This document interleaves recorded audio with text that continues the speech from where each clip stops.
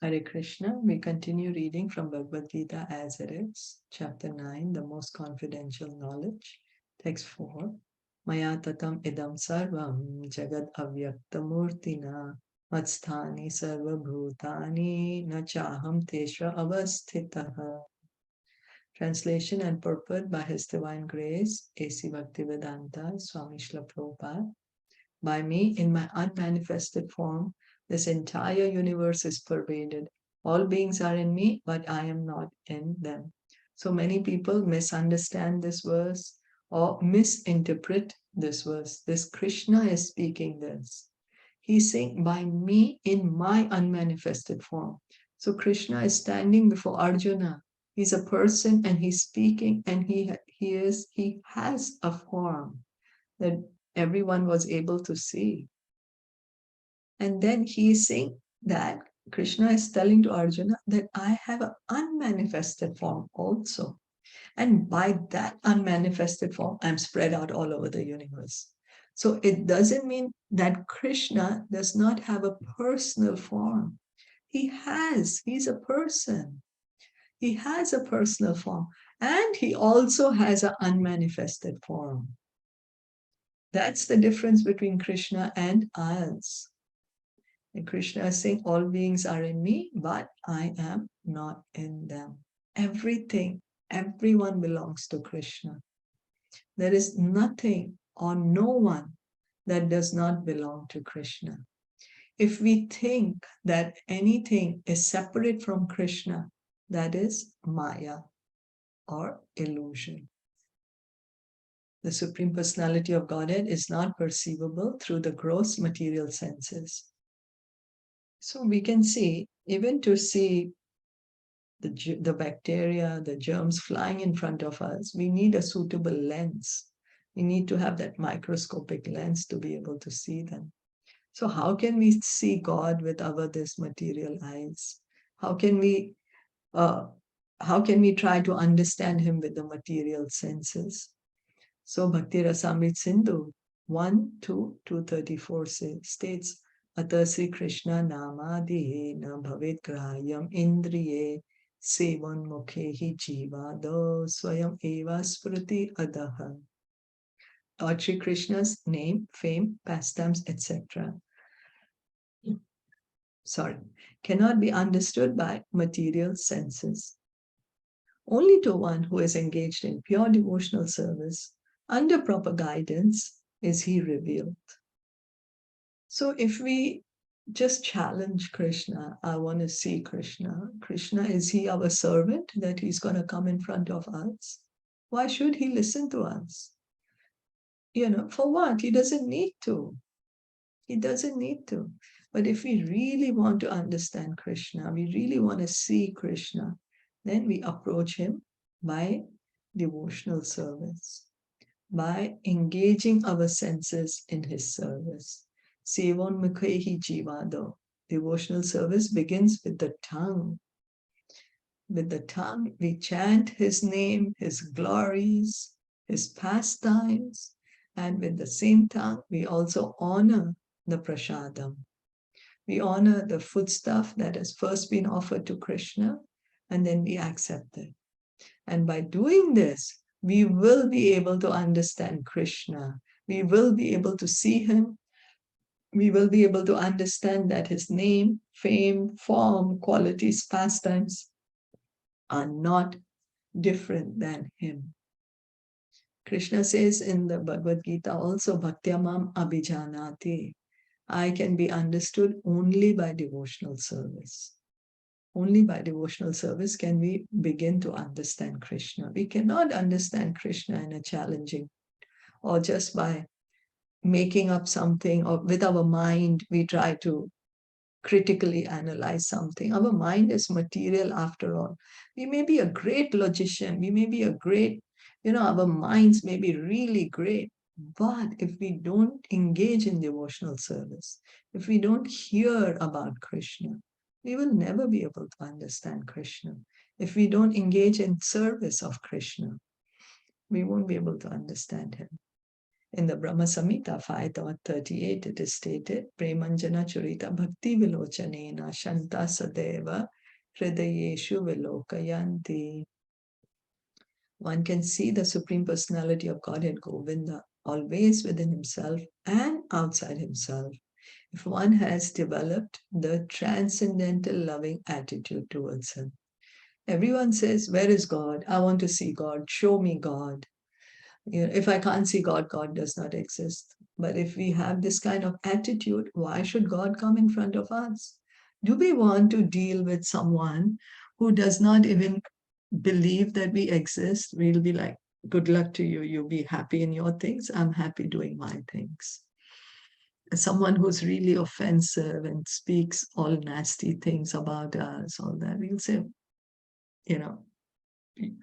you can do whatever you want. That's what Krishna is. Why should he come in front of us just because we are saying, oh, Krishna, you come? He's not our servant. We are supposed to be, we are the servants of Krishna.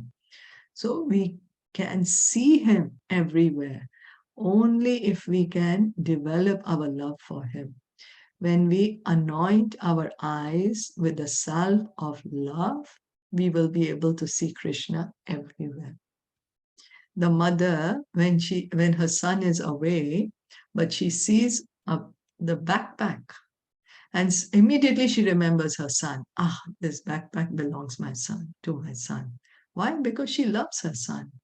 Similarly, when we love Krishna, everything belongs to Krishna. So everything we see, everyone we see, we can be reminded of Krishna if we have developed our love for Krishna. Thus, for people in general, he is not visible. Here it is said that although he is all-pervading, present everywhere, he is not conceivable by the material senses. This is indicated here by the word avyakta murtina.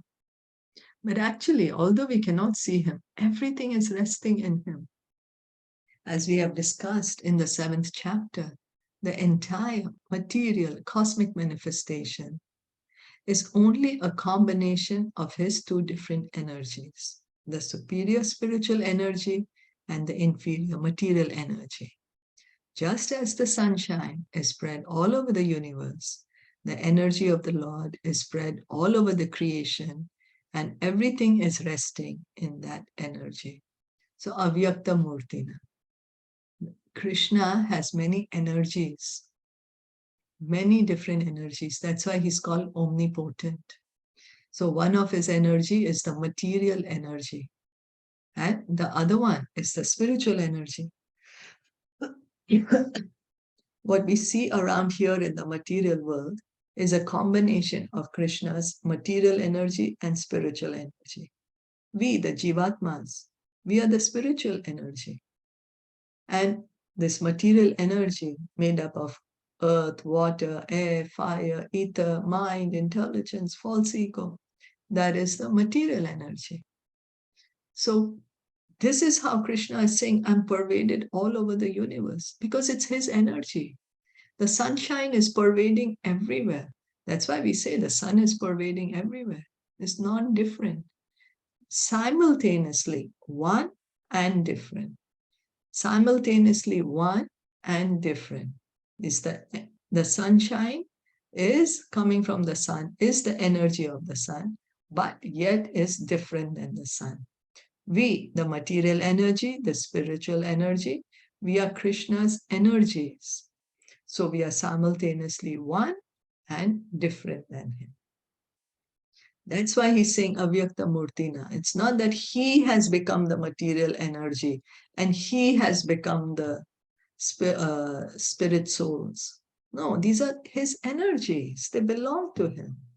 His parts and parcels. He's still a person by himself. Yet one should not conclude that because he spread all over, he has lost his personal existence.